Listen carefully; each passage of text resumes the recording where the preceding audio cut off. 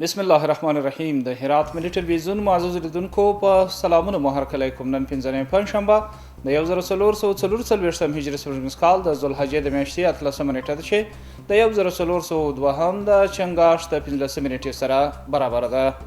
ستاسو پام د دې مهال خبري ټولګي ته راګرځوم. په سر کې د څو خبرونو سرټکي. د اطلاعات او کلتور رئیس سره د اطلاعات او کلتور وزارت نشراتي معین لیدنه په رسنیو کې د کلتوري او ادبي خپرونو د ډیرېدو غوښتنه وسوه.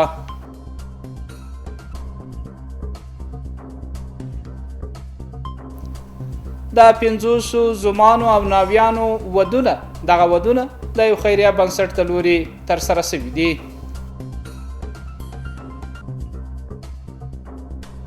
او د آغا خان دفتر استازي سره د مولانا حقانی لیدکاته. مولانا حقانی وویل ګاونډي او نړیوال باید د تاریخي ودانیو د بیا رغونې په برخه کې همکاري وکړي. او اوس هم پام وکړئ بشپړ خبرونو ته. د اطلاعات او کلتور وزارت نشراتي معین د هرات اطلاعات او کلتور رئیس سره په لیدنه کې وویل رسنۍ دې په کلتوري او ادبي برنامو ډیر تمرکز وکړي. د اطلاعات او کلتور وزارت نشراتي معین مولوي حیات الله مهاجر د هرات اطلاعات او کلتور رئیس مولانا نعیم الحق حقانی سره په لیدنه کې ویلي چې رسنۍ دې په کلتوري او ادبي برنامو باندې ډیر کار وکړي. ښاغلي مهاجر د رسنیو څخه د ملاتړ ډاډ ورکړی. ویل چې حکومت به د رسنیو ستونزو ته کلکه پاملرنه کوي. وروسته مولانا نعیم الحق حقانی زیاته کړه چې د کلتوري برنامو پراختیا خلک د یووالي او یو بل منلو لوري ته هڅوي. دا راز مولانا حقانی د دې ولایت د رسنیو فعالیت د خوښۍ وړ وبلې. په هرات کې د 500 زومانو ودونه ترسره سوه. دغه چاره د یو خیریه بنسټ د لوري تر لاس لاندې نیول شوې ده. د دې ودو هرې جوړې ته 10,000 افغانۍ د کور توکو لپاره هم ورکړل شوي دي. ځینې فرهنګیان په دې باور دي چې باید داسې کړنې په ټولنه کې دود سي. نور حال په چمتو کړي راپورټ کې. 50 جوړې زومانو او ناویانو په یو وخت ودونه کړي. دغه ودونه د یو خیریه بنسټ د لوري ترسره شوي او خپل نوی ژوند یې پیل کړی دی. د مسؤلانو په وینا په دې مراسمو کې د واده د لګښت برسینه هرې جوړې ته 10,000 افغانۍ هم د کور توکو لپاره ورکړل شوي دي.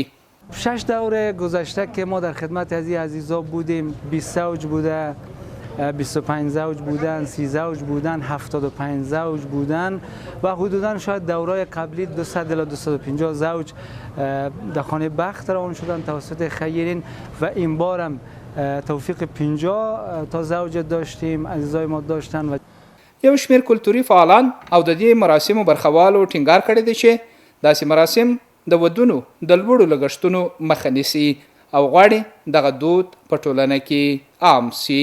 این خودش در نوع خود یک کار بسیار ارزشمند هست و یک گام بسیار مفید هست تا انشالله که بتوانیم این فرهنگ نهادی نشود و بعضی فرهنگ های غلطی که نه در اسلام هست نه در عرف افغانی هست وارد برنامه های ازدواج جوانان شده تا اینا از برنامه ها حذف شود.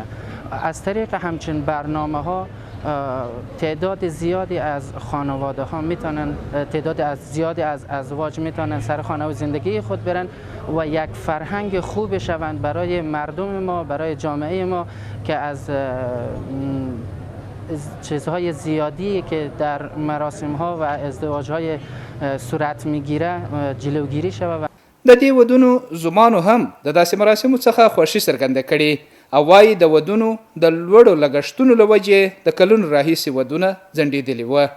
هغوی په دې لاره کې د خیرمنو کسانو د لا همکارۍ غوښتنه کړې ده. جلوگیری می شود از فرار جوانان به کشورهای اروپایی به کشورهای غربی.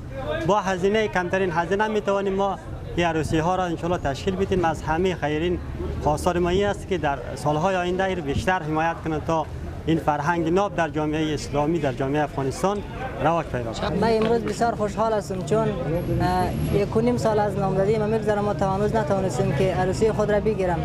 یعنی وضعیت اقتصادی ما خیلی خوب نبود.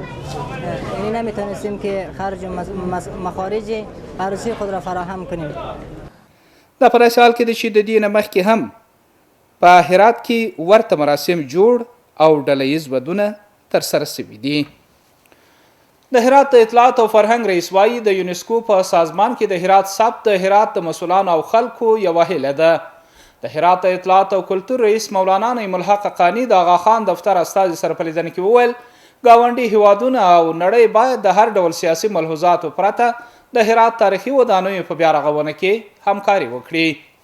مولانا حقانی زیاته کړه که څه هم چې پر ځینو تاریخي ودانیو کار روان دی خو زیار باسو چې نورې تاریخي ودانۍ هم ورغول سي. د اطلاعات او کلتور رئیس د هرات 5م مینار بیا رغونې ته په اشارې وویل چې دغه مینار تاریخي ارزښت لري او هیله وکړه چې ژر ورغول سي. وروسته د آغا خان دفتر استازي هم وویل دوی په پلان کې لري چې د هرات 6م مینار یا څلی هم ورغوي. په هرات کې د اسلامي امارت مجاهد ځواکونو د لوري 6 تنه د نشي توکو د پلور په تور نیول شوي دي. د هرات امنیه قومندانۍ د نشي توکو په وړاندې د مبارزې مدیریت د څو کشفي عملیات په ترڅ کې 6 تنه د نشي توکو د پلور په تور نیولي دي. د دې کسانو څخه یو شمېر نشي توکي ترلاسه شوي او هغوی تر څار لاندې دي. د کسانو ته دوسیې ترتیب او اړوند ارګانونو ته سپارل شوي دي. یو غلا شوی موټر د اسلامي امارت ځواکونو د لوري کشف او درول شوی دی. د امنیه قومندانۍ د لومړي حفظي موظفینو د یو کشفي عملیات په ترڅ کې یو غلا شوی موټر چې 2 میاشتې مخکې غلا شوی و ترلاسه کړی دی. په دې تړاو تر دې دمه څوک نه دي نیول شوي خو اړوند ځواکونه د غله د نیولو په لټه کې دي. د یادونې وړ ده چې دغه موټر د اسنادو له مخې د هغه اصلي مالک ته سپارل شوی دی. او د هرات ولایت د پښتون زرغون په ولسوالۍ کې یوه اندازه نشي توکي کشف او له منځه یوړل شوي دي. د هرات امنیه قومندانۍ د نشي توکو په وړاندې د مبارزې مدیریت د منصوبینو د لوري د یادې ولسوالۍ د اړوندو سیمو څخه د یو لړ کشفي عملیات په ترڅ کې 1600 کیلوګرام اومان چې نشي توکو په تولید کې کارول کیږي کشف او له منځه وړي دي. او اوس هم پام وکړئ د سبا ورځې د هوا حالاتو ته. ګرانو دوستانو د ما سلامونه ومنئ، شپه مو په خیر. اوس هم پاملرنه وکئ د سبا ورځې د هوا حالاتو ته. جمعه هرات ښار لمر 4 درجه 4 تیتای 1 غوریان اوریاز 4 درجه 18 تیتای 2 کروخ اوریاز 4 درجه 1 تیتای 18 او پشتون زرغون لمر 4 درجه 4 تیتای 19. محترم لیدونکو دا خبرونه اوس په پای کې یو ځل بیا د څو خبرونو سر ټکي. د اطلاعات او کلتور رئیس سره د اطلاعات او کلتور وزارت نشراتي معین لیدنه په رسنیو کې د کلتوري او ادبي خپرونو د ډیرېدو غوښتنه وسوه.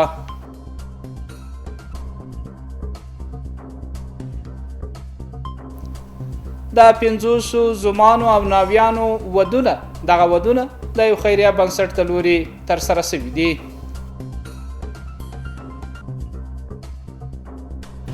او د آغا خان دفتر استازي سره د مولانا حقانی لیدکاته مولانا حقانی وویل ګاونډي او نړیوال باید د تاریخي ودانیو د بیا رغونې په برخه کې همکاري وکړي. محترم لیدونکو دا د دې مهال خبرې ټولګه چې ستاسو قدرمنو حضور ته وړاندې شوه. تر بیا مو په لوی او مهربان خدای سپارم. هر چیرې چې اوسئ خوشحاله شپې ولرئ.